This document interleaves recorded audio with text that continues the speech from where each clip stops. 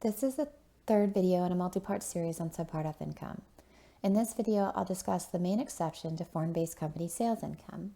Videos 1 and 2, I explained who is subject to Subpart F provisions, the general activities that give rise to each type of income, and exceptions to foreign personal holding company income. Let's briefly recap the second category of foreign-based company income known as foreign-based company sales income.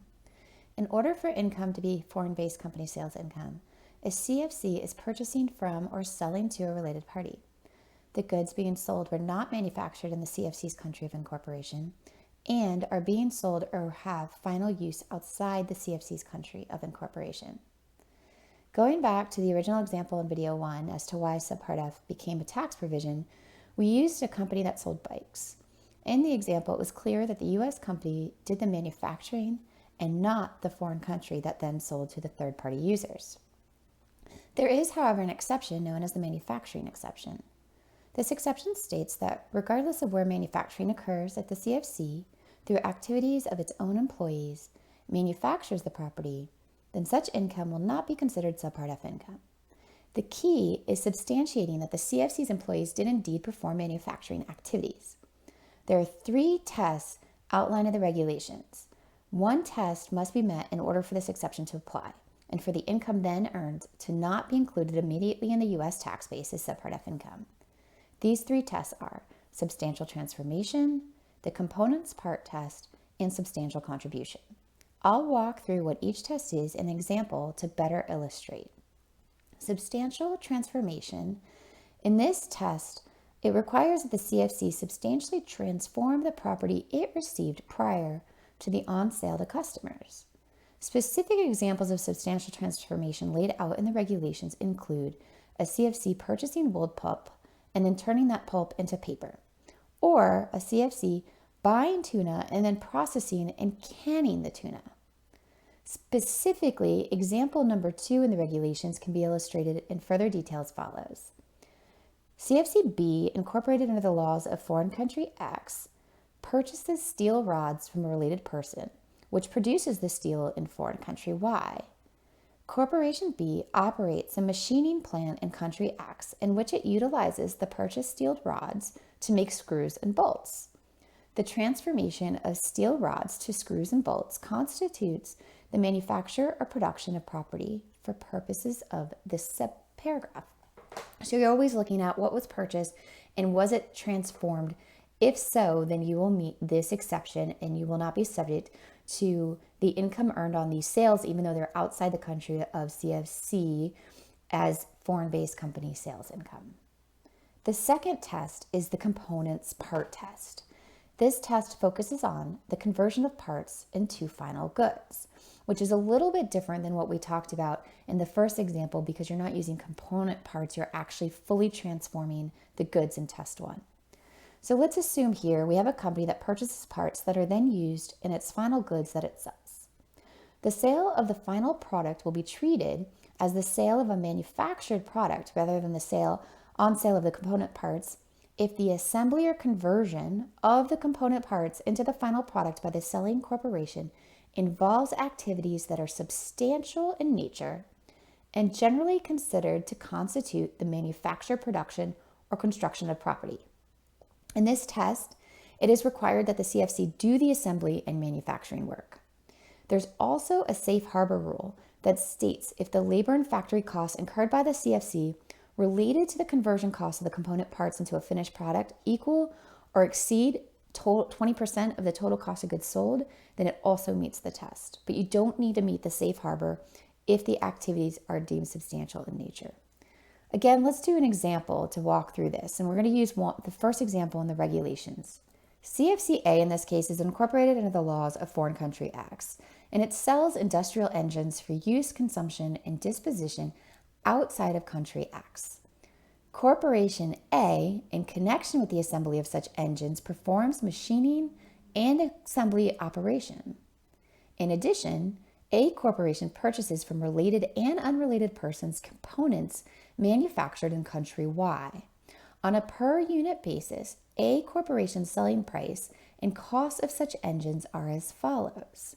Selling price of $400, the related materials purchased for $100, materials purchased from unrelated are 40, the conversion costs performed by the CFC are 70, and then additional admin and selling expenses are 50. If we look at what the total cost of goods sold are in this example, they sum up to $210. The conversion costs incurred by a corporation are $70. And so if we compare the total conversion of 70 over the 210 of cost of goods sold, then more than 20% of the total cost of goods sold, 70 over 210, or 33%, occurs. So in this instance, although the product sold an engine, per the regulations, is not sufficiently distinguishable from the components to constitute a substantial transformation of the purchased parts, then a corporation is still considered to have manufactured the product itself because its conversion costs are greater than 20%.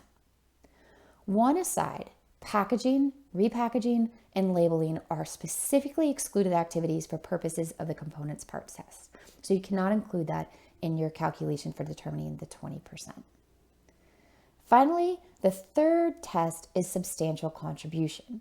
Unlike the first two tests where physical manufacturing occurs by the employees of the CFC, this third test requires only that the CFC be involved in the process. In other words, this test is a last resort test if the CFC does not pass either physical manufacturing test. There must be physical manufacturing of the product done prior to the sale, and the regulations look to see if the employees of the CFC substantially contribute to that process based on all facts and circumstances. In the IRS manual, auditors are to complete a functional analysis weighing all of the activities completed as part of the manufacturing process. Whether a CFC's contribution to a process is substantial should be determined based on all activities performed, but should not be based on comparable situations. The regulations provide examples of activities that may be considered as contributing to the process, and then companies must weigh whether the culmination of all activities is indeed substantial when compared to the overall manufacturing process.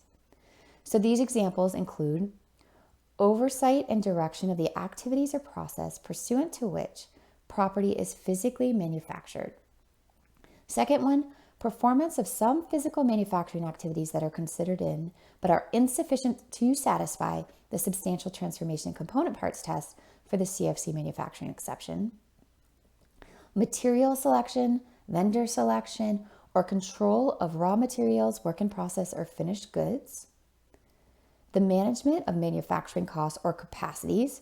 For example, this may include managing risk of loss, cost reduction, or efficiency initiatives associated with the manufacturing process, demand planning, and other like activities. Control of manufacturing related logistics is an activity that qualifies.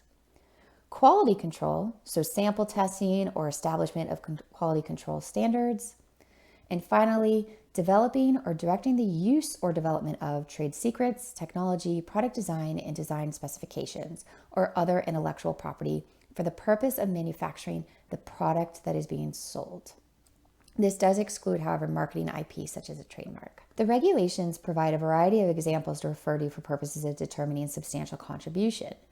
The examples focus very much on actual activity by the employees and not just legal ownership or the right to act.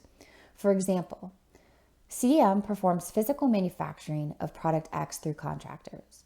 Apart from the physical manufacturing, CFC, through its own employees, performs all of the other manufacturing activities required to manufacture product X. Oversight and direction of the manufacturing process, vendor selection, control of raw materials, work in progress, and finished goods, control of manufacturing related logistics, and quality control. As a result of performing all these activities, per the regulations, the CFC satisfies the substantial contribution test for the CFC manufacturing exception. A few quick notes with respect to this exception. Activities performed by the CFC, again, should be compared to the full process, not to other examples or other companies. Also, mere ownership of materials and IP, along with contractual rights to exercise powers of direction and control, are not considered in substantial contribution test for the CFC manufacturing exception. So they can't just have the right to act, they have to act. As a recap, foreign-based company income has three categories of income.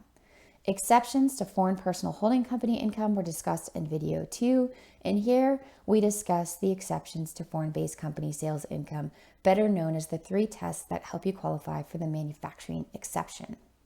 A CFC needs to meet only 1 test for income that is considered to be foreign-based company sales income to be accepted for Subpart F. This analysis should be reevaluated on an annual basis and on a product-by-product basis. In video 4 in this series, we'll explain how deemed Subpart F inclusions is actually computed once you have determined what is subject to Subpart F income from a gross income perspective post applying exceptions. For notifications regarding publications of new videos, subscribe at the link below.